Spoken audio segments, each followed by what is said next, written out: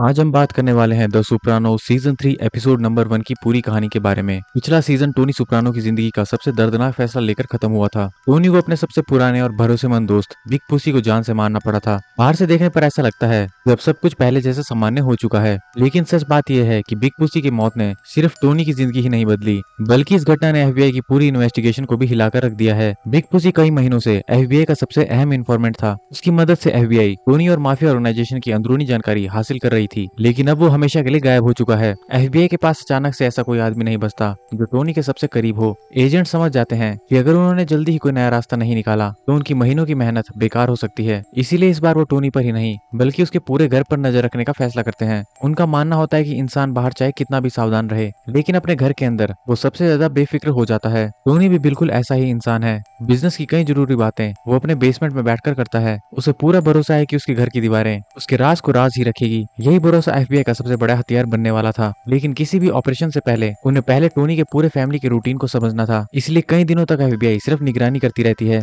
Agent सुबह से शाम तक सोप्रानो हाउस के आसपास अलग अलग जगहों पर मौजूद रहते हैं। कोई दूर खड़ी वैन से नजर रख रहा है, कोई सड़क के दूसरी तरफ बैठकर आने जाने वालों को नोट करता है। हर कार का समय लिखा जाता है, कौन कब घर से निकलता है और कब वापस आता है, सब कुछ रिकॉर्ड किया जाता है। कई दिनों की ऑब्जर्वेशन के बाद उन्हें एक पैटर्न दिखाई देता है। हर ट्यूसडे लगभग 1 घंटे के लिए सोप्रानो हाउस पूरी तरह से खाली हो जाता है। बस यही वो मौका था जिसका एफबीआई इंतजार कर रही थी। पूरा ऑपरेशन उसी 1 घंटे के हिसाब से तैयार किया जाता है। कुछ एजेंट्स इलेक्ट्रिक कंपनियों के कर्मचारियों की ड्रेस पहनेंगे, बाकी एजेंट्स टोनी के फैमिली मेंबर्स का पीछा करेंगे। अगर कोई भी अचानक घर की तरफ लौटे तो तुरंत बाकी टीम को सूचना दी जाएगी। गलती की बिल्कुल भी गुंजाइश नहीं थी, क्योंकि अगर टोनी को एक बार भी शक हो गया तो उसके घर के अंदर दोबारा घुसना लगभग नामुमकिन हो जाएगा। आखिरकार ट्यूसडे की सुबह आ जाती है। दो एजेंट्स इलेक्ट्रिशियन की यूनिफॉर्म पहनकर सोप्रानो हाउस की तरफ बढ़ते हैं। उनके हाथों में टूल बॉक्स होता है, उनकी शक्लों पर कॉन्फिडेंस दिखाई देता है। उन्हें देखकर कोई भी यही समझेगा कि वे बिजली के सामान्य काम करने के लिए आए हुए हैं। लेकिन असली ऑपरेशन सिर्फ घर के अंदर नहीं चल रहा। पूरे इलाके में एफबीआई की अलग अलग टीम्स पहले से तैयार रहती है। हर एजेंट के कान में कम्युनिकेशन डिवाइस लगा होता है। हर कुछ सेकंड्स में रेडियो पर अपडेट्स दी जा रही होती है। उसी समय एक एजेंट मीडो का पीछा करते हुए कोलंबो यूनिवर्सिटी पहुंचती है। मीडो अब अपनी नई कॉलेज लाइफ की शुरुआत कर चुकी है। नई जगह, नए लोग और बिल्कुल नया माहौल। शुरुआत में सब कुछ सामान्य दिखाई देता है, लेकिन धीरे धीरे उसे अपनी रूममेट कैटलीन के साथ रहना मुश्किल लगने लगता है। कैटलीन बहुत ज्यादा शराब पीती है। वो छोटी छोटी बातों पर जरूरत से ज्यादा एक्साइटेड हो जाती है। कभी तेज आवाज में बोलती है तो कभी देर रात तक शोर मचाती रहती है। मीडो कई बार उसे समझाने की कोशिश करती है, लेकिन कैटलीन पर उसका कोई खास असर नहीं पड़ता। एफबीआई की एजेंट इन बातों से कोई मतलब नहीं रखती। उसके लिए मीडो सिर्फ एक टारगेट होती है। उसका सिर्फ एक ही काम है, ये सुनिश्चित करना कि मीडो अगले 1 घंटे तक घर वापस ना जाए। दूसरी तरफ एक एजेंट एजे का पीछा कर रहा होता है। एजे स्कूल तो होता है, लेकिन उसका मन पढ़ाई में बिल्कुल नहीं लगता। वो अपने स्केटर दोस्तों के साथ घूमना ज्यादा पसंद करता है। कुछ ही देर बाद वो क्लास छोड़ देता है और अपने दोस्तों के साथ एक कन्वीनियंस स्टोर के बाहर जाकर खड़ा हो जाता है। ये सभी दोस्त हंसी मजाक करके अपना टाइम पास कर रहे होते हैं। दूर खड़ा एफबीआई एजेंट उसकी हर मूवमेंट रेडियो पर रिपोर्ट कर रहा होता है। वो सिर्फ इतना ध्यान रखता है कि एजे अचानक घर वापस न लौट जाए। इसी दौरान दो एजेंट्स कैरमेला और एड्रियाना पर नजर रखे हुए होते हैं। दोनों टेनिस खेलने के लिए क्लब में पहुंचते हैं। इनके कोच उन्हें अलग अलग शॉट्स की प्रैक्टिस करवाते हैं। एड्रियाना अपने गेम में बेहतर बनने की कोशिश करती है। कैरमेला भी आराम से प्रैक्टिस का आनंद लेती रहती है। दूर बैठे एफबीआई एजेंट्स लगातार उन्हें देखते रहते हैं। उन्हें सिर्फ इस बात को सुनिश्चित करना है कि अगले 1 घंटे तक कैरमेला वापस अपने घर में ना जाए। इसी समय दूसरी एफबीआई टीम सोप्रानो फैमिली की पॉलिश मेड और उसके पति पर भी नजर रखे हुए होते हैं। एफबीआई एजेंट्स उनकी हर मूवमेंट को रिकॉर्ड भी कर रहे होते हैं। असल में ऑपरेशन का रूल बिल्कुल साफ होता है, टोनी से जुड़ा कोई भी इंसान उनकी नजरों से दूर नहीं होना चाहिए। उधर इलेक्ट्रिशियन बने एजेंट्स आखिरकार सोप्रानो हाउस में एंटर होते हैं। वो बिना किसी जल्दबाजी के अपना काम शुरू करते हैं। बाहर से देखने वाले किसी भी इंसान को यही लगेगा कि ये लोग बिजली की सामान्य जांच करने के लिए आए हुए हैं, लेकिन जैसे ही उन्हें मौका मिलता है दोनों धीरे धीरे बेसमेंट की तरफ बढ़ जाते हैं। बेसमेंट में पहुंचकर ये हर कोने को ध्यान से देखने लगते हैं। उनका मकसद किसी भी तरह जल्दी काम खत्म करने का नहीं होता, बल्कि ऐसा काम करना होता है कि बाद में टोनी को जरा भी शक न हो। बेसमेंट में रखी हर चीज अपनी जगह पर होती है, पुराने बॉक्स, शेल्व्स, टूल्स और बीच में रखा है एक साधारण सा टेबल लैंप। तभी एजेंट की नजर उसी लैंप पर पड़ती है। वो कुछ सेकंड्स तक उसे ध्यान से देखता रहता है, फिर धीरे धीरे अपने साथी को देखकर मुस्कुराता है। उसे समझ आ जाता है कि यही लैंप पूरे ऑपरेशन की सबसे अहम कड़ी बन सकता है। लैंप बिल्कुल उसी जगह पर रखा होता है जहाँ टोनी अक्सर बैठता है। बेसमेंट में होने वाली ज्यादातर बिजनेस कन्वर्सेशन इसी हिस्से के आसपास होती है। अगर इस लैंप के अंदर माइक्रोफोन लगा दिया जाए टोनी को कभी भी शक नहीं होगा। एजेंट्स तुरंत एक छोटा सा कैमरा निकालते हैं। वो लैंप की अलग अलग एंगल से कई फोटोज लेते हैं, यहाँ तक कि वायर की भी फोटो ली जाती है। हर एक छोटी डिटेल को रिकॉर्ड किया जाता है, क्योंकि बाद में बिल्कुल वैसे ही कॉपी तैयार करनी होगी। दोनों एजेंट पूरे बेसमेंट में कई फोटोज लेते हैं। वो ये भी नोट करते हैं कि लैंप कितनी दूरी पर रखा है। अगर बाद में उसकी पोजीशन थोड़ी भी बदल गई तो टोनी जैसा सतर्क आदमी तुरंत फर्क पकड़ सकता है। कुछ मिनटों बाद दोनों एजेंट्स अपना काम पूरा कर लेते हैं। वे किसी भी चीज को छोड़े बिना बेसमेंट से बाहर निकल जाते हैं। ऑपरेशन का पहला हिस्सा सफल हो चुका होता है। बाहर खड़ी वैन में बैठकर बाकी एजेंट्स उनकी रिपोर्ट सुनते हैं। सभी के चेहरों पर सेटिस्फेक्शन दिखाई देती है। अब अगला कदम था बिल्कुल वैसा ही दूसरा लैंप तैयार करना, और उस लैंप के अंदर एक छोटा सा माइक्रोफोन लगाया जाएगा और सही समय मिलते ही पुराने लैंप को बदल दिया जाएगा। दूसरी तरफ माफिया फैमिली के अंदर भी एक अलग कहानी चल रही होती है। आज पैट्सी पैरेसी का बर्थडे है, लेकिन उसके चेहरे पर खुशी नहीं होती, क्योंकि यही बर्थडे उसके जुड़वा भाई फिली पैरेसी का भी होता है। फिली अब इस दुनिया में नहीं रहा। पिछले साल ही उसकी हत्या कर दी गई थी और फिली पैरेसी की हत्या के पीछे टोनी का हाथ था।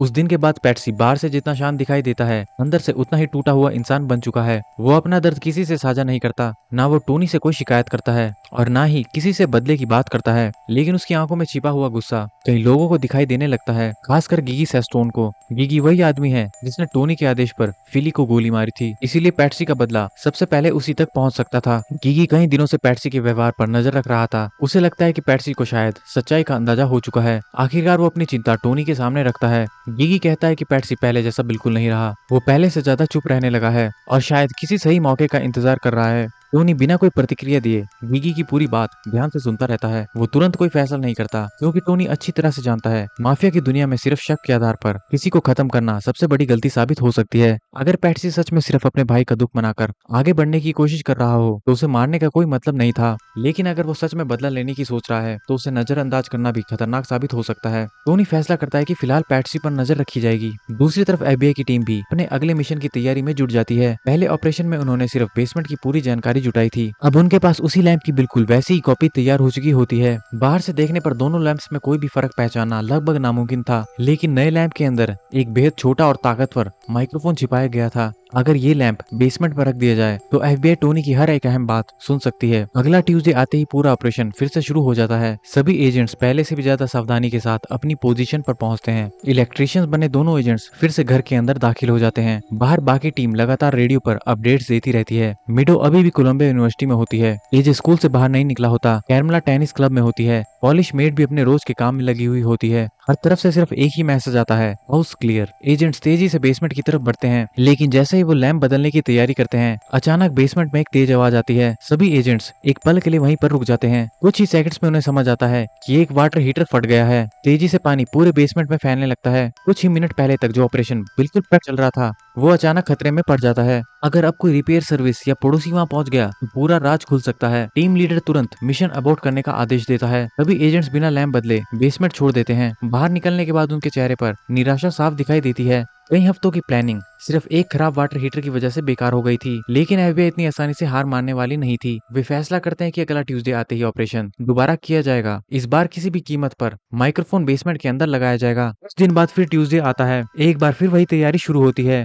वही इलेक्ट्रिशियंस की यूनिफॉर्म, वही टूल बॉक्स, वही सावधानी। इस बार किस्मत एफबीआई का साथ देती है। बेसमेंट तक पहुंचने में कोई रुकावट नहीं आती। एक एजेंट पुराने लैंप को बहुत सावधानी से उठाता है। दूसरा एजेंट बिल्कुल उसी जगह पर नया बग्ड लैंप रख देता है। दोनों लैंप्स में इतना कम फर्क होता है कि टोनी जैसा सतर्क आदमी भी पहली नजर में कुछ न पहचान पाए। लैंप रखने के बाद उसकी पोजीशन भी बिल्कुल पहले जैसी कर दी जाती है। वायर भी उसी दिशा में रखी जाती है जहाँ पहले थी। एजेंट्स दोबारा पूरे बेसमेंट को ध्यान से देखते हैं। उन्हें यकीन हो जाता है कि किसी भी चीज की पोजीशन नहीं बदली है। इसके बाद दोनों बिना कोई निशान छोड़े उस घर से बाहर निकल जाते हैं। बाहर खड़ी एफबीआई वैन में बैठे एजेंट्स सांस रोककर सिग्नल का इंतजार करते हैं। टेक्नीशियन रिसीवर चालू करता है। पहले कुछ सेकंड में सिर्फ हल्की आवाजें सुनाई देती है, फिर अचानक बेसमेंट की साफ आवाजें हेडफोन्स में गूंजने लगती है। माइक्रोफोन पूरी तरह काम कर रहा होता है। वैन के अंदर बैठे सभी एजेंट्स राहत की सांस लेते हैं। कई हफ्तों की मेहनत आखिरकार सफल हो चुकी है। अब उन्हें सिर्फ इस बात का इंतजार होता है कि टोनी कब अपने सबसे बड़े राज उसी बेसमेंट में बैठकर बताएगा। दूसरी तरफ टोनी को इस पूरे ऑपरेशन की जरा भी भनक नहीं होती। उसे लगता है कि उसका घर आज भी उतना ही सुरक्षित है जितना हमेशा से था।